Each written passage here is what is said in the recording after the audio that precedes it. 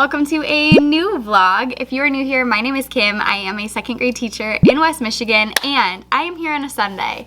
Not because I'm planning on doing a bunch of work in my classroom though. I've actually been a lot better about not really working outside of my contract hours, or at least not like as much. Like I still will, maybe like 1 or 2 days a week I'll come in extra early, or I'll stay a little bit late or something, but like not very much at all. I've really been trying to use my planning time super wisely and trying to just remember that like not everything needs to be cute. I don't need to reinvent the wheel, and I have been doing so much better with it. Like I really feel like this has been by far my best year with that. Like at the beginning of the year, not so much, but now I'm like, I really feel like I'm like kind of in my rhythm. However, part of that is I haven't been coming in super early in the mornings, and to be able to film in the morning, I know I've talked about this in other vlogs, so I apologize if I'm boring you, but to be able to film in the morning, I basically have to get to school like an hour and a half before school starts, because as soon as the other teachers start coming in who like are in classrooms near me, the walls are super thin. So like when they start playing music and stuff, like you can hear it in here. Or like often my partner teacher and I will like leave the door open. So he just like pops into my room, which he's super nice. We love socializing in the morning. But if I'm trying to film, obviously that makes it a little bit challenging. So I basically can't film anything unless I get here by 7 a.m. My school doesn't start till 8:30, and sometimes I'm like, I don't want to be here at 7:30 because then I film or at 7 o'clock, because then I film, you know, from 7 to 7:30 or from 7 to 7:15 or whatever, and then I'm just here for an hour and 15 minutes that I don't really want to be, because I like have stuff I would rather do at home, if that makes sense. Like I've been a lot better about like working out in the mornings, or just like enjoying making breakfast in the mornings and not just like eating a granola bar or whatever. So anyways, it has been very good for my mental health to not vlog in the mornings recently, and so that's why I haven't been doing that. But I'm hoping soon I will be able to start getting into that a little bit again, even if it's just like a day in my life versus like a week in my life. I don't know. But I am back here today on a Sunday, not really planning on doing a whole lot of schoolwork while I'm here. I might make my copies since I'm here anyways, but other than that, I'm basically just here to film and hang out with you guys. So I do have a bunch of books with me here that I recently picked up from Scholastic and First Book, and then one from Barnes & Noble. If you are not already signed up for an educator card from Barnes & Noble, definitely check it out, because you can get, I think it's 20% off. It might be 15% off, I can't remember, but 15 or 20% off all of the books that you could use in your classroom. And so if I'm like out and about and I just really feel like getting a book and I don't want to like wait for it to come on Amazon or something, then I will go there. So I just went there the other day and I was walking around and just like looking at books and having a good time, and I bought this book. It doesn't want to focus on it. Hello. I love National Geographic books. They are like my absolute favorite nonfiction. I just think they're so fun. I think the photos are always like really beautiful. Okay, hold on, I'm gonna tap my screen. There we go. So anyways, I got this one, which is National Geographic, but it is in Spanish. And so that was just so fun, because I've talked about this in several vlogs as well, but I am on a Spanish learning journey, and it is quite the journey. It is way harder than I ever thought it would be. I thought I would retain a lot more. I thought I would remember things, and that is just not the case. And so anyways, it has been very hard, but one way that I have been practicing my Spanish is I go to the library once a week. I've always gone to the library once a week. It's like my thing. I love to do it. But while I'm there, I check out a bunch of books in Spanish. Well, my problem is the section that I have in my library of Spanish books is definitely bigger than probably most libraries. Like I feel like my library is really good about that, but it's still not huge. And so I've already checked out like most of the books in the kids section that aren't like super easy books. Like I want more like the intermediate type books, like the books that would be, you know, around this level, a level 1. Level 1 is definitely not intermediate, but you know what I mean. Like I don't want it where it's like just a picture book with like 3 words on a page. Like it needs to have like some substance, some text. And so that's what we're getting here. And so anyways, this is kind of like a 2 birds, 1 stone situation, because I really enjoy reading in Spanish and learning new words, and also my students have really been enjoying that as well, because a lot of my students speak Spanish. However, most of them do not read in Spanish. They don't really have like books in Spanish at home, and it would have to be something that like their parents taught them. So most of them do not read in Spanish. So I've been trying to just share more Spanish words with them. Like for example, and I think I've shared this in the past, but like when we do vocabulary words, I've just been like putting the word in Spanish on my slide as well. And it's nice because then I'm learning new words, but also like my kids love learning them too, or my kids who already speak Spanish like being able to see them in print. And the nice thing about Spanish is words, okay, so like once you learn the alphabet in Spanish and like the letter sounds, if that makes sense, there are a lot less sounds, okay, how do I say this? Okay, when, I don't know how to say this in a way that will make sense, but in Spanish, if you know the sounds in Spanish, like what sounds the letters make, then if you hear a word, you can most likely spell it. So it's a lot easier to read and to spell in Spanish than it is in English, because in English we have like all these weird spelling patterns. We have every vowel, you know, could have two sounds. It could make its name sound, or it could make its sound, if that makes sense, like a short or a long sound. Whereas in Spanish, like every vowel just has one sound that it makes, and there's not as many like weird spelling patterns. You're not gonna find like silent letters really. I mean, H's are usually silent, but other than that, like you're not really gonna find as many spelling like tricks or like heart words, like things that you have to memorize in Spanish as you are in English. Like it's definitely easier to read in Spanish if you know Spanish, if that makes sense. I don't know, maybe I'm making this more complicated than it needs to be, but all of that to say, I've been trying to pick up some more Spanish books recently because my kids absolutely love reading them. I love reading them. And one of my students specifically, she has actually been asking her mom to help her out with like learning to read in Spanish. And so she's been really enjoying practicing those in class.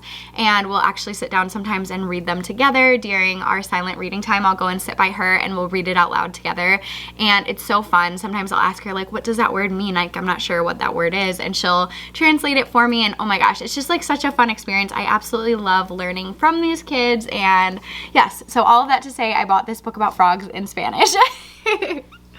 Then from Scholastic, I got a couple more Bad Guys books. My kids absolutely love these. They're just like silly, fun books. So I got number 14 and number 8. These are ones that I hadn't had already. And so I picked those up. And then also the book of the, I think it's book of the week, isn't it? A week where they do like a dollar book.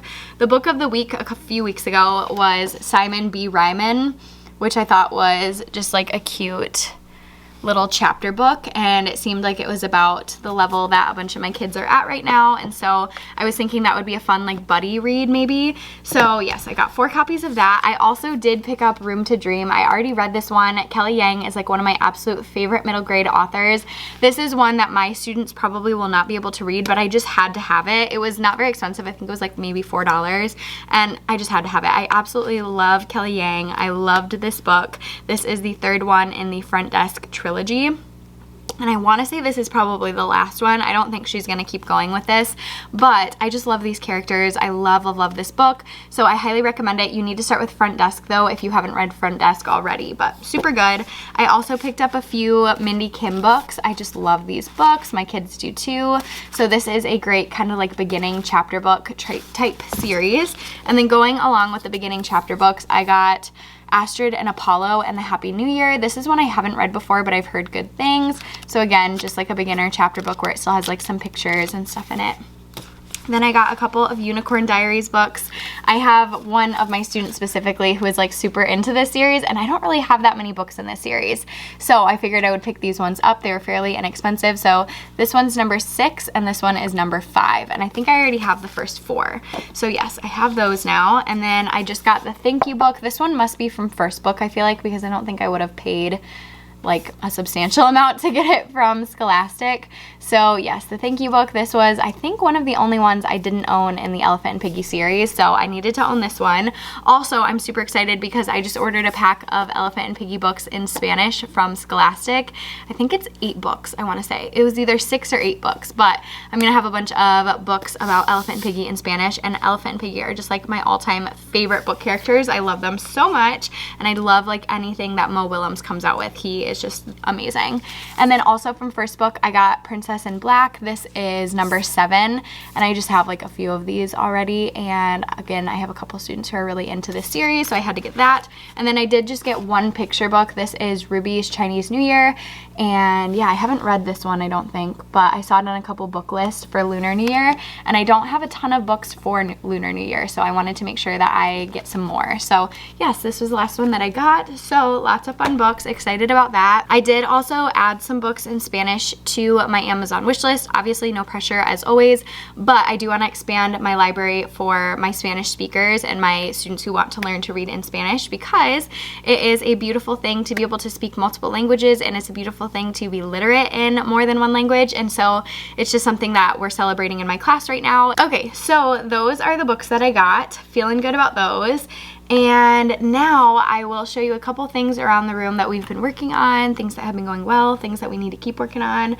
I need to switch out my display on my wall. I have up a display for Black History Month, but now we are into Women's History Month, and so I'm going to switch out some of my posters for Women's History Month as well. And then I had a sign at one point, but I haven't been able to find it yet, so we'll see if I can find my sign for Women's History Month.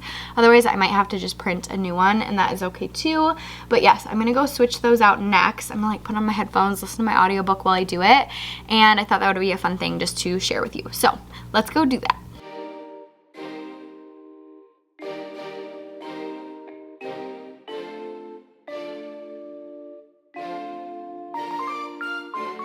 Okay, so I just switched around my books, so now I have a bunch of great books that highlight important women from history for Women's History Month. And I wanted to switch out my influential people posters to have a bunch of women, and I cannot remember where I put my influential people posters. I just like ran all around my classroom and checked in like drawers and stuff, and I don't know what I did with them. So I need to keep looking for them, or just like keep an eye open for them. When I find them, I will definitely switch them out and put new ones up here, but for now I can't find them. So eventually that will come.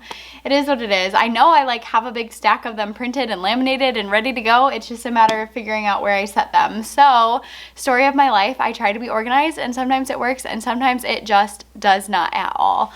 So right now it is not working, and that is okay. It is what it is.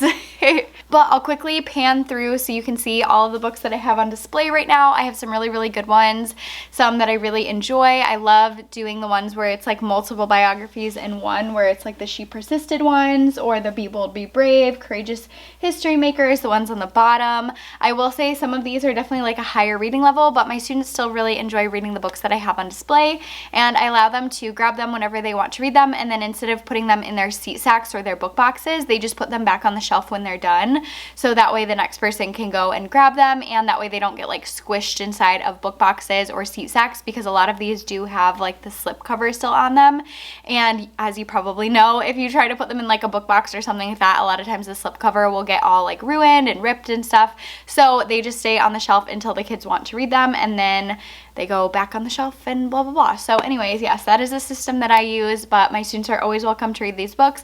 Even if I end up doing it as a read aloud, I don't mind if the kids have already read it, no big deal. So yes, that is what I have on display right now. Okay, so now I am at the back of the room at my small group table. So this is like my kidney table at the back of my room. And I wanted to share with you what I keep at my back table to make my life a little bit easier. So the first thing I've talked about in previous videos, I have my little ears that I put on. And when I have these on, then students know that they may not approach my table unless it's an emergency. So if it were an emergency, they're definitely allowed to. If they're bleeding or something like that, then they may come to me.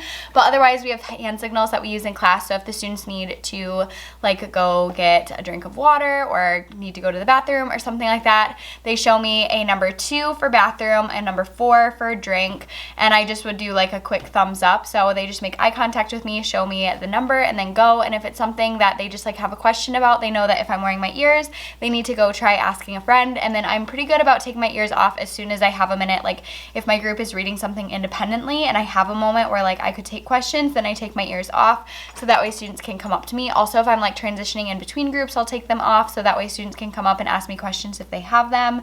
My students definitely took a while to get used to it at the beginning of the year. It was hard for the first couple weeks of them like remembering not to come up to me if I had my ears on, but now they all know.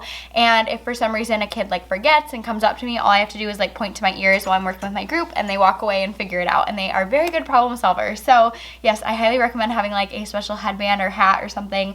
I think it's a really good visual, especially for the younger kids. And then also in here, I keep a bunch of wipe off expo markers, and then I have a couple of erasers, like pencil erasers, in there at the bottom, and I have a bunch of these little scrubbies that I use. These are from the dollar store, Dollar Tree, and I just use them as little whiteboard erasers, and they work really, really well. So yes, I have those in there. And then I also have a bunch of Play-Doh in here, and I thought it might be fun for me to share with you what we do with the Play-Doh.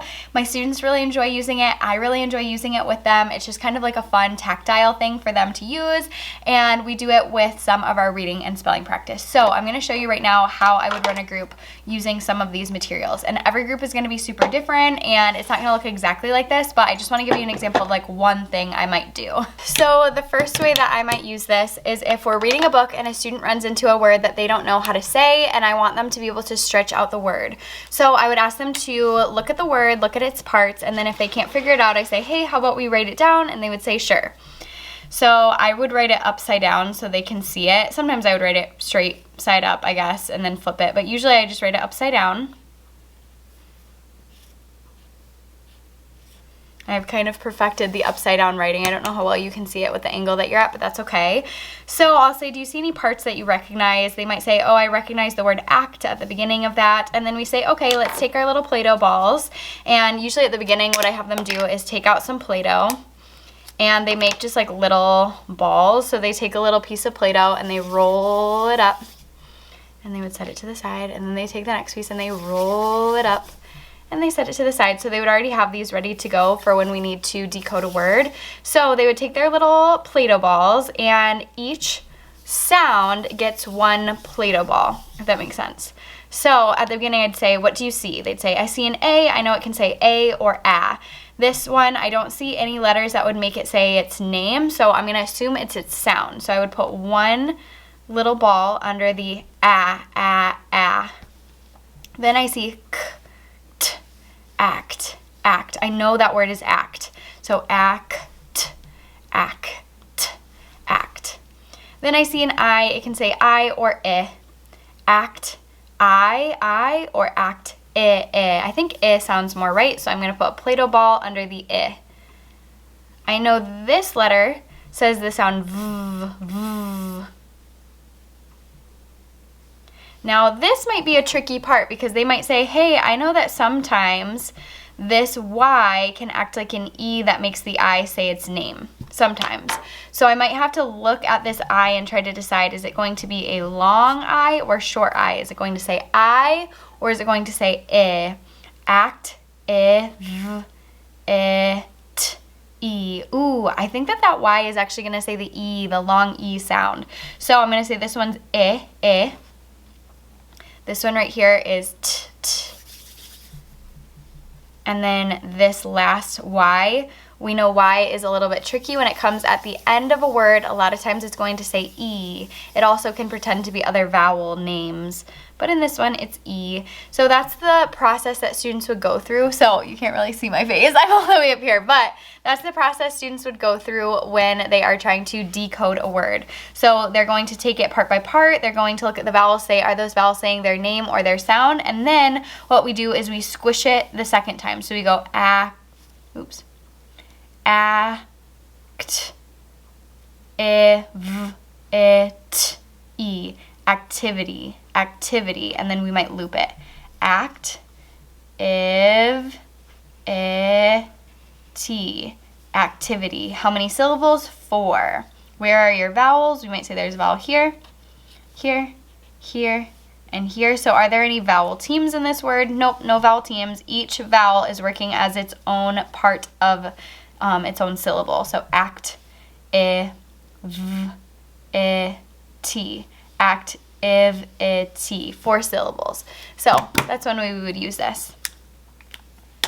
Another way we might use this, and I would say to the kids, like if they already have these little Play-Doh balls, I just have them kind of roll them back into balls. So I would say, okay, erase your board. And then I might ask the kids to spell out a word, especially if it's like a word that we're practicing for spelling during that week. Then I would have them spell it. So for example, last week we learned about words with the OO sound in it. And we talked about how the OO sound can be made with double O, U-E, as in the word blue, like the color blue, E-W, like in the word flu, or U-I, as in the word fruit.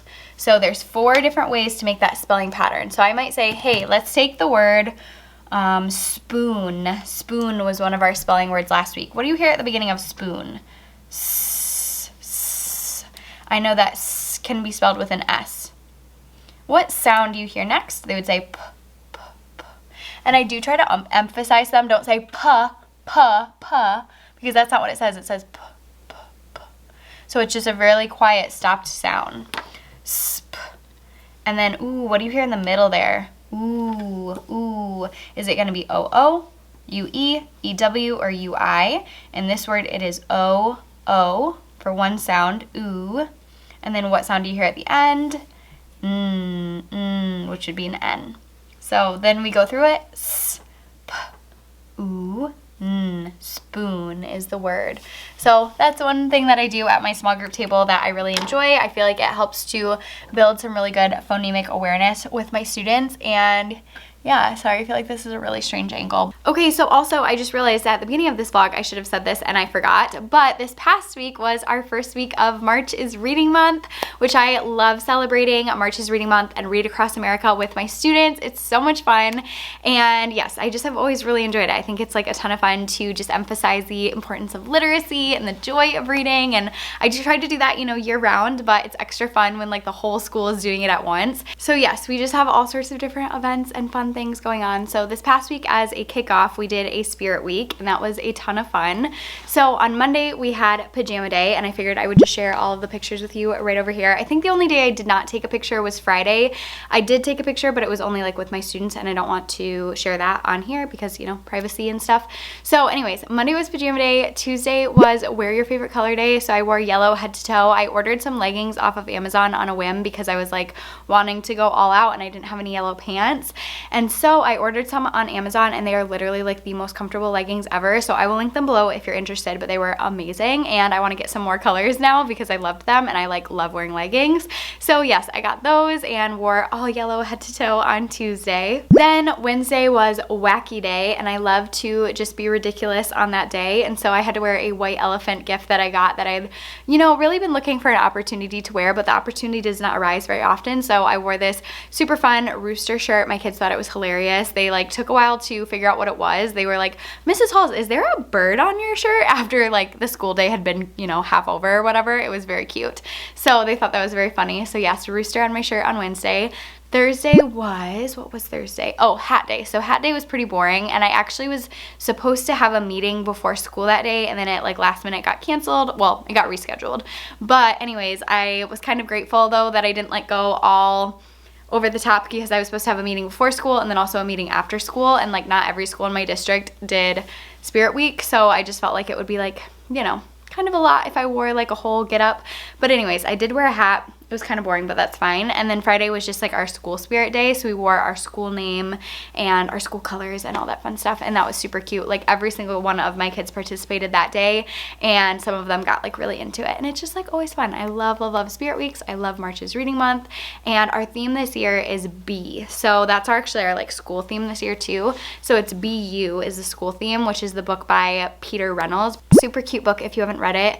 But we've also talked about incorporating like be kind, be brave, be strong, be respectful, like be all the things. And so anyways, we're reading a bunch of books throughout the month as a school that kind of follow that category. So different like B books, if that makes sense. Not be like bzz B, but be like BU kind of B. So anyways, yes, that is the theme and it's been very fun. And there's like so many good books that lend themselves to that theme. And then, like I said, we are doing an author visit, which I'm really excited about. We are meeting with Travis Jonker, which we actually met with him last year too virtually, and he did phenomenally. So I'm really excited to meet with him again. And I know the kids will absolutely love meeting with him too. And that's coming up, I think this upcoming week sometime. I want to say it's on Friday maybe Thursday. I don't know. I need to look at my calendar. But we also have conferences coming up this week. So it's just a busy week overall. There's a lot going on. I think that's going to be all for this vlog. I'm hoping that it is long enough and interesting enough. I honestly don't really know what exactly this will be, but I really hope that you enjoyed it. And like I said, I want to get back into my more normal vlogging. It just hasn't happened yet, and I'm hoping it happens soon. But I hope that in the meantime, you enjoyed this vlog. And if you did, please make sure to give it a thumbs up and leave me a comment below. Let me know what's going really well in your classroom right now. Are you finding ways to take care of yourself? What kind of self-care are you doing right now? Definitely let me know as it's getting warmer. Hopefully maybe you're taking like walks outside, doing some fun stuff. And yes, so anyways, thank you for being here with me. I hope that you enjoyed it and I will see you in the next one. Bye.